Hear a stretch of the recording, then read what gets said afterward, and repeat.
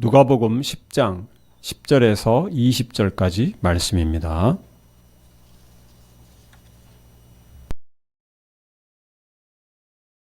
어느 동네에 들어가든지 너희를 영접지 아니하거든 그 거리로 나와서 말하되 너희 동네에서 우리 발에 묻은 먼지도 너희에게 떨어버리노라. 그러나 하나님의 나라가 가까이 온 줄을 알라 하라.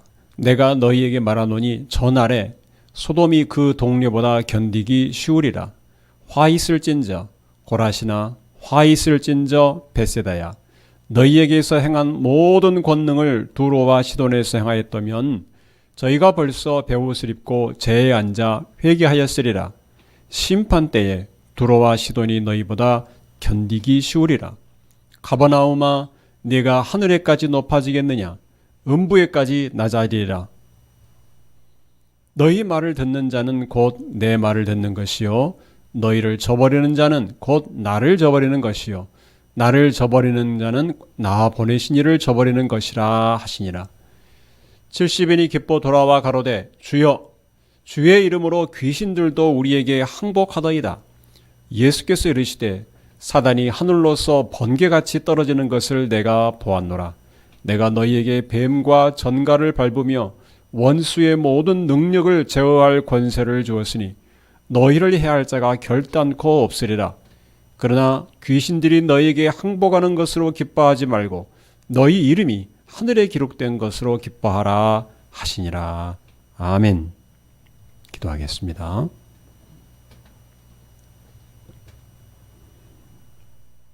살아계신 하나님 아버지, 오늘도 하나님께서 저희에게 귀하고 복된 말씀을 허락하여 주심을 감사합니다.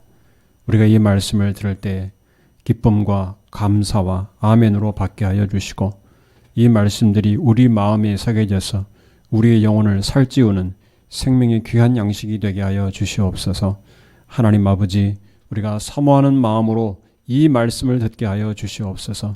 참으로 혼탁한 이 시대에 살아있는 진리의 말씀을 통해서 우리의 눈이 밝아지게 하시고 하나님의 귀하고 선하신 뜻을 온전히 깨닫게 하여 주시옵소서.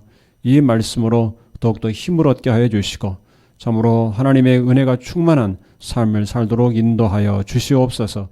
예수 그리스도의 이름으로 기도하옵나이다. 아멘. 우리가 앞서 지난 시간의 본문 말씀에서는 예수님께서 70인을 보내신 것이 어떤 의미가 있는가 하는 것을 살펴보았습니다. 그것은 지금 우리 성도들을 온 세상에 예수님의 증인으로 보내신 것으로 확장될 수가 있다는 것을 우리가 살펴보았습니다.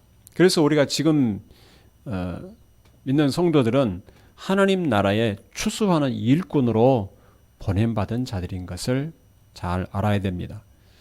추수하는 일꾼이 이 세상에서 어떻게 살아가야 되는가 하는 것에 대한 말씀도 우리가 지난 시간에 잘 살펴보았습니다. 이 세상 사람들은 먹고 살기 위해서 자기의 욕심을 추구하면서 살아가지만 하나님 나라의 일꾼은 하나님 나라를 위한 사명을 감당하며 살아갑니다. 그래서 하나님은 그 사명을 감당하는 일꾼들에게 필요한 것들을 공급해 주시는 것입니다. 따라서 우리가 하나님 나라를 위한 삶을 살면 먹고 마시는 이 생계 문제는 걱정하지 않아도 되는 것입니다. 우리 주님께서 말씀하여 주셨습니다. 그래서 너희는 먼저 하나님 나라와 하나님의 의를 구하라. 이것이 성도들이 이 세상에서 살아가는 중요한 기준이 되는 말씀인 것입니다. 마음에 새기고 살아가야 되는 말씀입니다. 이 본질을 벗어나면 우리의 삶은 항상 불안하고 걱정이 많고 또 항상 감사가 부족하고 항상 여러 가지 문제가 많이 발생하는 것입니다. 그런데 우리가 하나님 나라를 위한 삶을 살 때 중요한 문제가 한 가지 더 남아 있습니다. 하나님 나라를 위해 사는 것이 무슨 의미가 있는가 하는 것을 우리가 다시 한번 생각을 해야 됩니다. 70인의 전도자가 예수님의 보내심을 받고 곳곳에 다니면서 능력을 행하고 하나님의 나라를 선포하는 것이 지금 우리에게 무슨 의미가 있는가 하는 것을 잘 알아야 됩니다. 만약 우리가 이 세상에서 살아가는 하나님 나라 일꾼으로 살아가는 이 행동과 사역이 무슨 의미가 있는지를 알지 못하면 힘들고 어려운 상황 속에서 견디며 성실하게 감당하기가 쉽지 않을 것입니다. 지금 이 시대에 하나님 나라를 위해서 사는 것이 예수님의 명령이니까, 우리의 사명이니까 이런 이유 때문만이 아니라 더 중요한 의미를 가지고 있다는 것을 우리가 알아야 되는 것입니다. 그래서 오늘 말씀에서 12절에 저 날에 소돔이 그 동네보다 견디기 쉬우리라, 또 14절 말씀에 심판 때에 두로와 시돈이 너희보다 견디기 쉬우리라, 이 말씀을 이해하는 것이 오늘 말씀의 핵심입니다. 이 말씀이 무슨 뜻인가? 예수님께서 70인의 전도자들을 보내시면서 너희를 보내는 것이 어린 양을 이리 가운데 보내는 것과 같다고 말씀하셨습니다. 많은 위험과 많은 반대에 직면할 것을 예고하신 것입니다. 오늘 본문은 그 반대하는 자들에 대한 경고의 말씀입니다. 예수님께서 70인의 전도자들에게 병 고치는 능력과 귀신을 쫓는 능력을 주셨습니다. 9절에 보면 거기 있는 병자들을 고치고 또 말하기를 하나님의 나라가 너희에게 가까이 왔다 하라고 하셨습니다. 이것이 보냄받은 자들이 감당할 사명인 것입니다.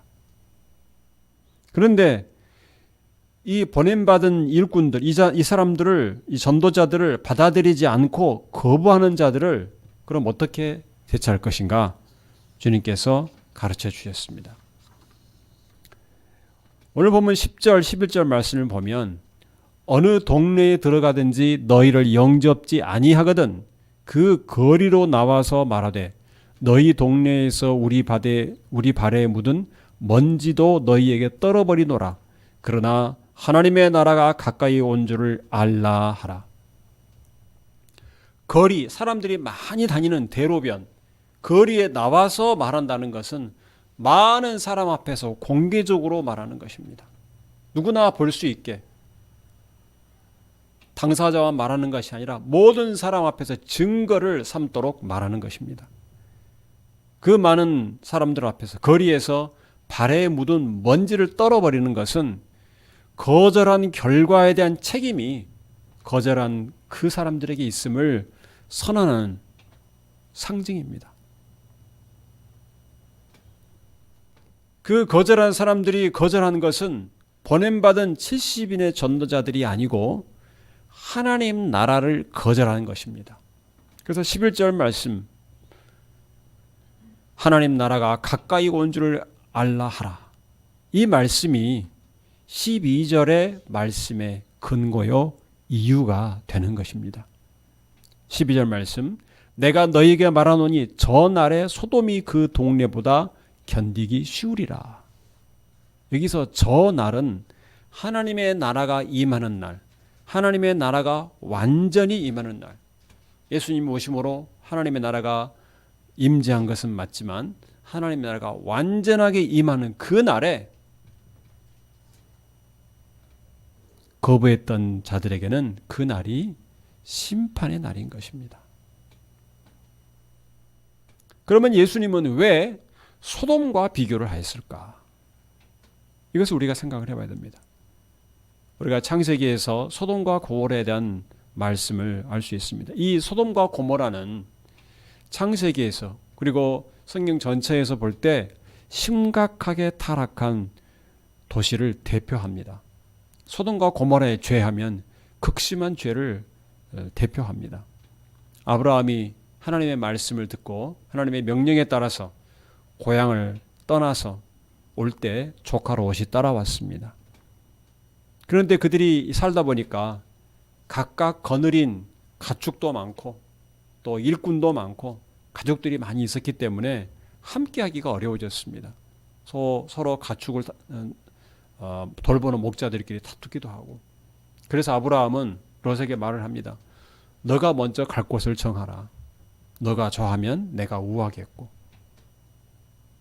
이렇게 먼저 선택권을 주었을 때 롯으로 하여금 떠나게 하고 그 땅을 선택하게 합니다.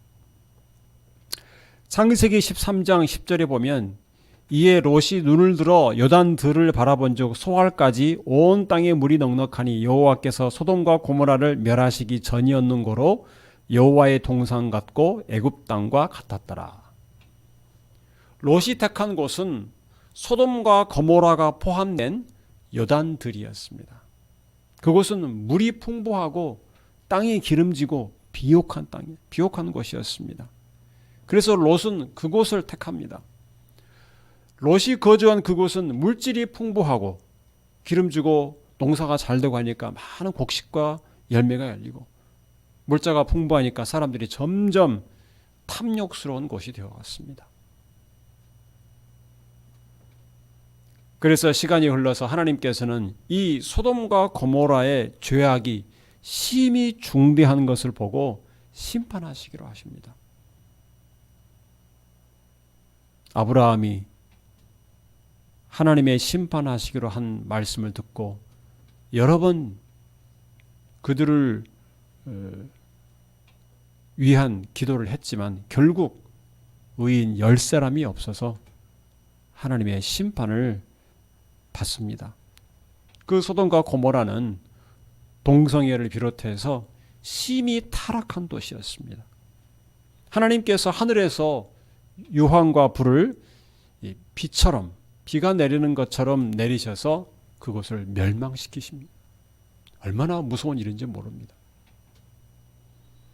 하나님께서 죄에 대해서 얼마나 심각하게 진노하시는지 보여주는 대표적인 사건인 것입니다. 그런데 예수님께서는 오늘 본문에서 바로 그 소돔과 비교해서 말씀을 하십니다. 70일에 하나님 나라를 선포를 거절한 것은 소돔과 고모라의 죄보다 더 악한 죄인 것이다는 뜻입니다. 어떤 의미에서 더 악한 죄인가? 70일이 하나님 나라를 선포했을 때 그것을 거절한 사람들의 삶이 겉으로 볼 때 소돔과 고모라만큼의 죄악이 심하지 않은 곳일 수 있습니다. 그런데 더 큰 심판을 받게 된다는 것입니다. 그렇다면 이 70인의 전도자가 병자를 고치면서 하나님 나라를 선포하는 것이 무슨 의미를 가지는가에 대해서 알아야 되는 것입니다. 그것은 메시아이신 예수님이 능력을 행하시며 하나님 나라를 선포하는 것과 같은 의미를 가지고 있습니다.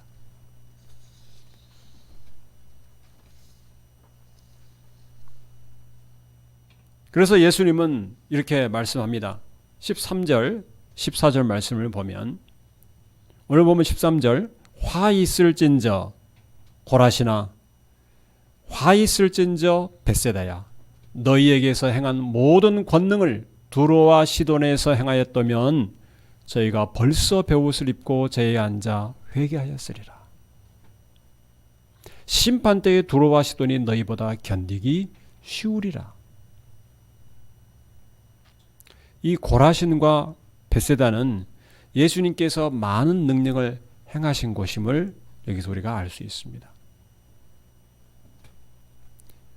벳세다는 성경에 보면 빌립, 베드로, 안드레의 고향이라고 소개가 되어 있습니다.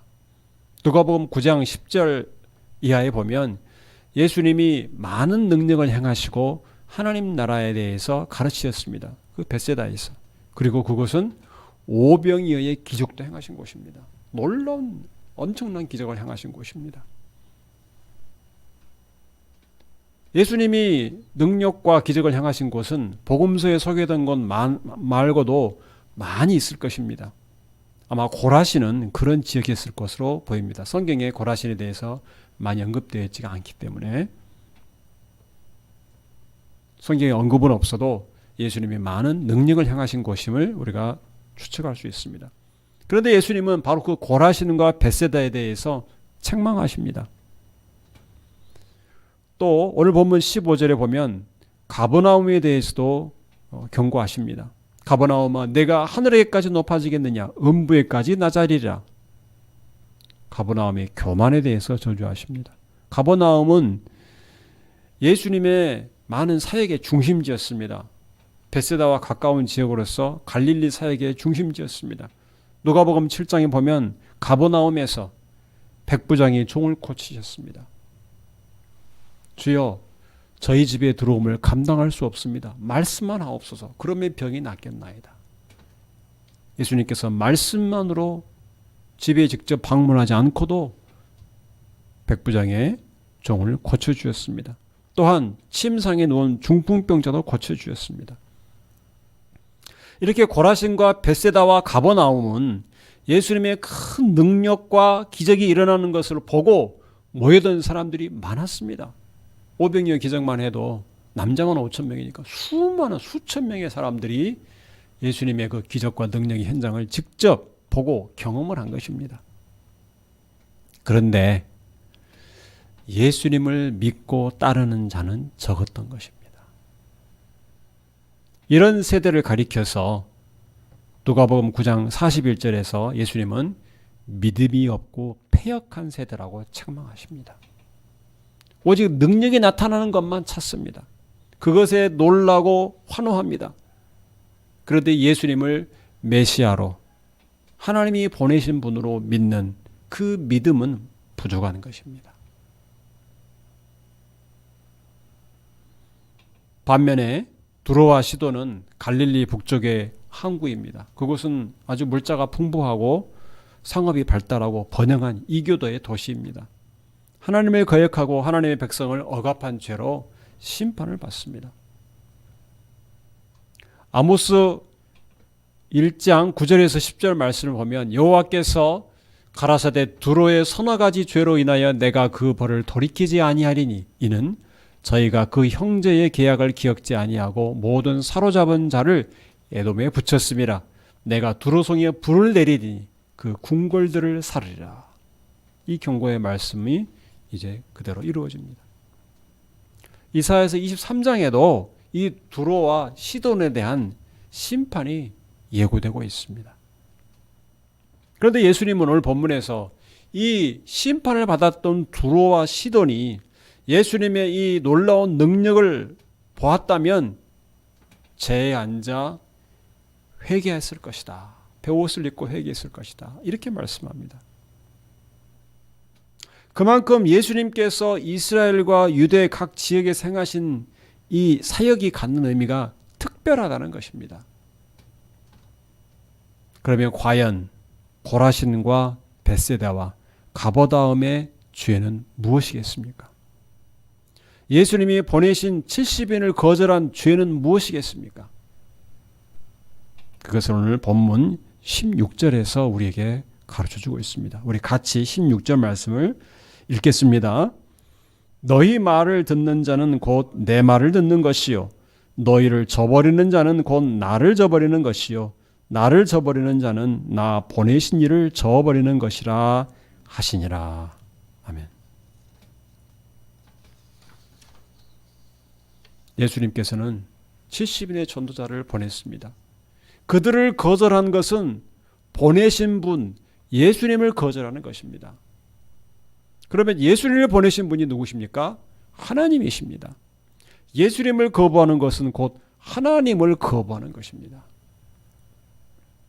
정리하면 예수님을 보내신 이 70인의 전도자는 하나님께서 보내신 하나님 나라의 대사들이라 이렇게 할 수 있겠습니다.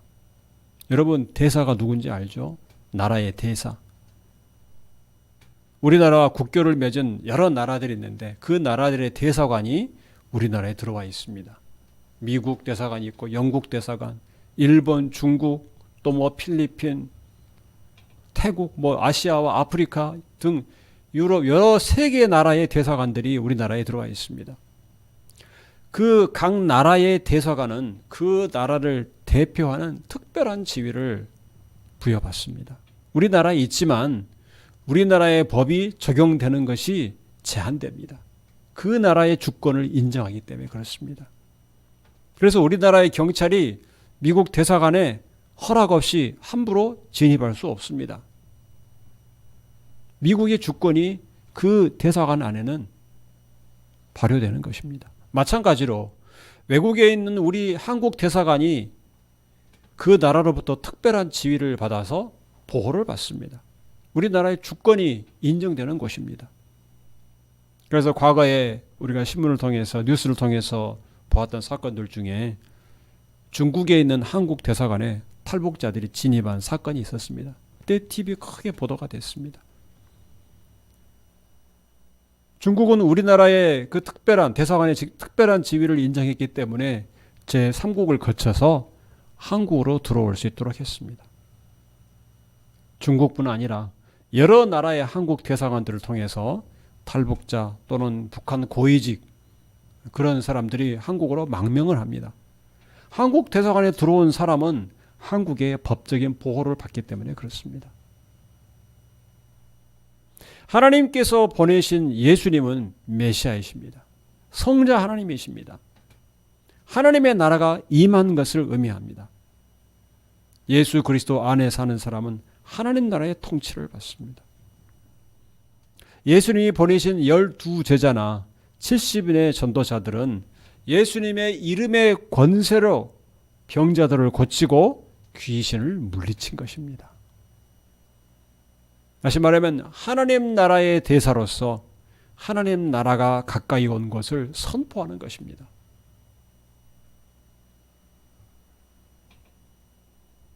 (70인이) 곳곳에 다니면서 하나님 나라를 선포한 것은 하나님께서 찾아오신 것을 의미하는 것입니다.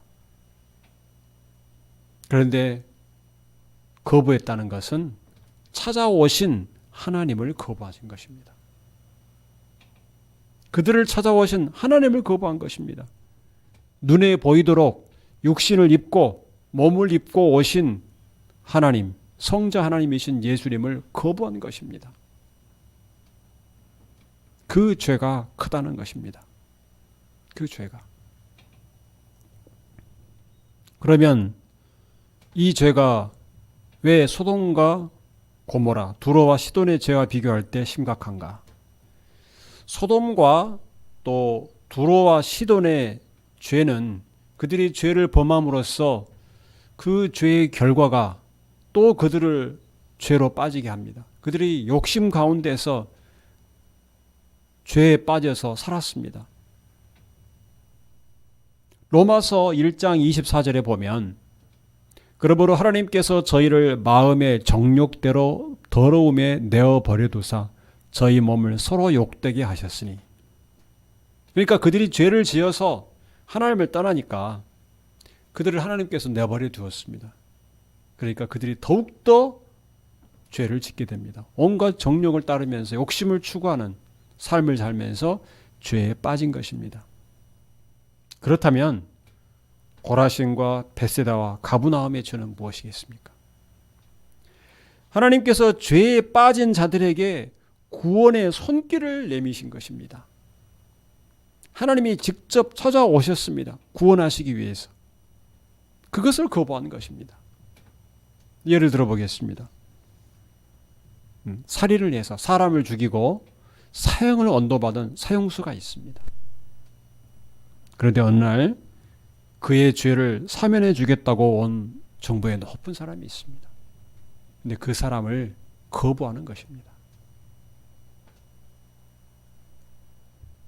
그래서 복음을 전할 때 복음을 거부하는 것은 하나님의 구원의 손길을 걷어차는 것입니다.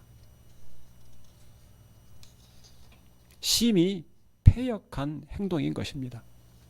예수님의 그 기적과 능력이 나타나는 것은 환호하고 열렬히 열광을 하지만 믿음으로 받아들이지 않는 것은 패역한 행동인 것입니다.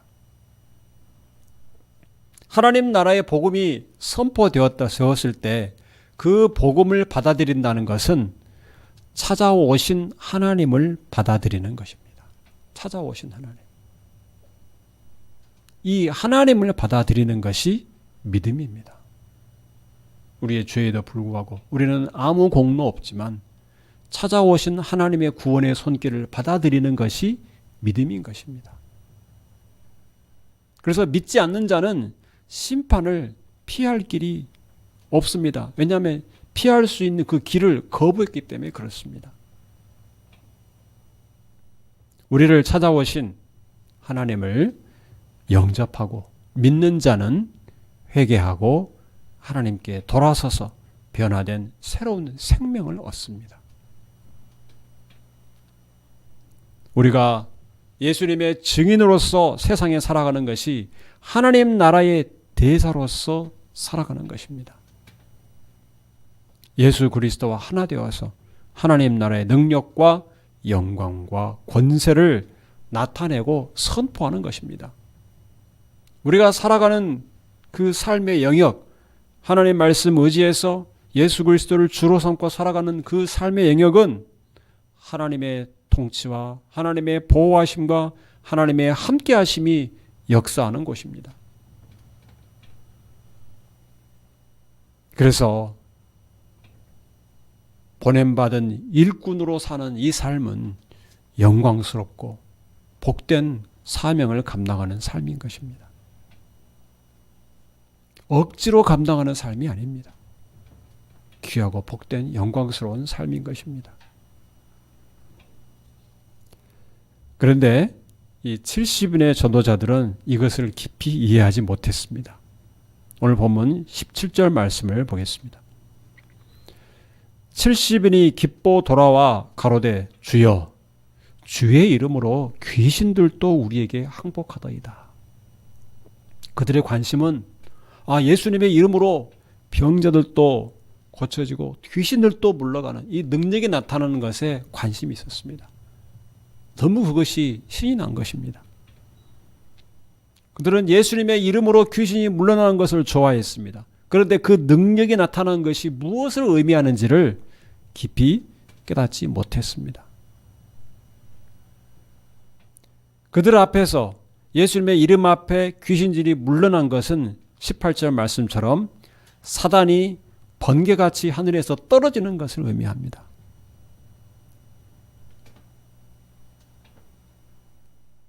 예수님께서 사단에 대해서 승리했기 때문에 귀신이 물러간 것입니다. 귀신이 물러간 것은 하나님의 나라의 능력 앞에 굴복한 것입니다.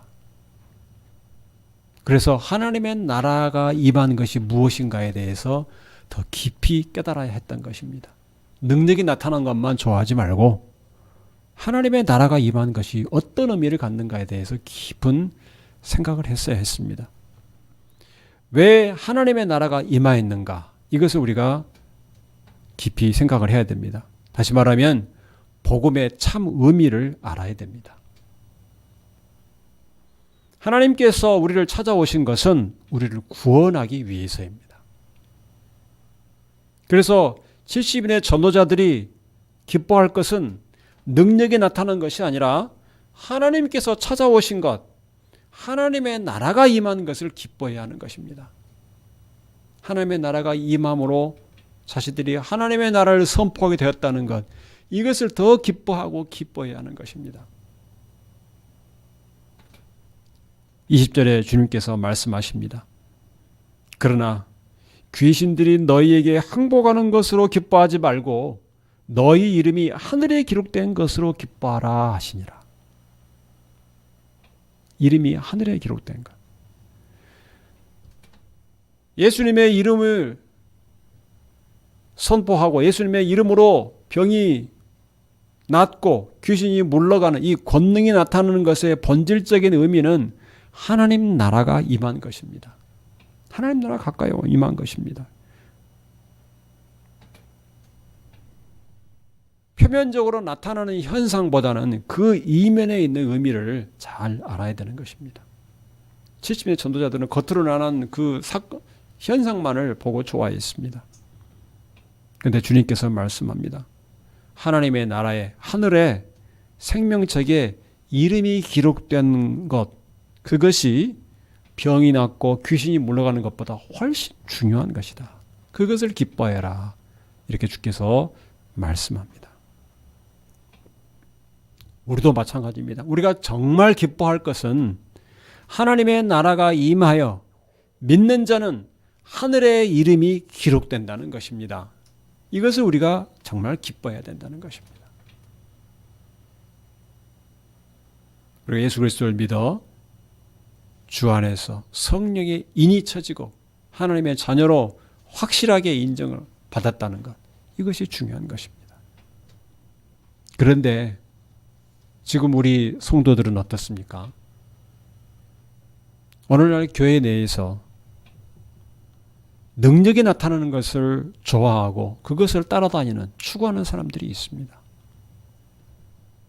오늘 예수님의 이 말씀을 마음에 새겨야 됩니다. 귀신이 항복하는 것으로 기뻐하지 말고 하늘에 이름이 기록된 것으로 기뻐하라. 예수님 안에서 평안과 기쁨을 누리며 사는 것보다 방언을 하고 신유의 근사가 나타나고 병 고치고 귀신을 물리치는 이런 능력을 중요하게 여기는, 그런 일들에 박수를 보내며 좋아하는 그런 것이 있다면 우리는 오늘 예수님의 말씀을 반드시 기억을 해야 됩니다. 예수님의 경고의 말씀을 우리가 깊이 새겨야 됩니다. 예수님의 많은 능력을 보았음에도 불구하고 그 나타난 기적과 능력만을 보고 모여든 사람들이 결국 예수님을 따르지 않았던 것을 늘 잊지 않아야 됩니다. 고라신과 벳세다와 가버나움에 대한 경고를 마음에 새겨야 되는 것입니다. 성도 여러분, 복음을 전한다는 것은 예수님의 증인의 사역입니다. 예수님, 이 성자 하나님께서 우리를 구원하시기 위해 찾아오신 것을 나타내고 증거하는 것입니다. 성도는 하나님 나라의 일꾼이고 하나님 나라의 대사들입니다. 하나님 나라의 백성으로서 생명책이 이름에 기록된 것을 기뻐하기 바랍니다. 거룩한 성도로서 하나님 나라가 임하는 것을 우리의 삶을 통해서 증거하고 나타내는 이 사명을 영광스럽고 복된 사명으로 여기고 충성하는 성도들이 되시기를 주님의 이름으로 축원합니다. 기도하겠습니다. 사랑과 은혜가 풍성하신 하나님 아버지, 은혜를 감사합니다. 오늘도 우리를 하나님 나라의 일꾼으로 삼아주신 것을 감사합니다. 우리가 이 땅에서 예수 그리스도의 증인으로 하나님 나라의 대사들로서 살게 하신 것을 감사합니다. 하나님 아버지, 우리가 이 땅에서 살아갈 때 하나님 나라의 이름이 기록된 것을 먼저 기뻐하게 하여 주시옵소서. 예수 그리스도와 하나 되어 새로운 생명을 얻어서 거듭난 하나님의 자녀로 살아가는 것을 더욱 기뻐하게 하여 주시옵소서.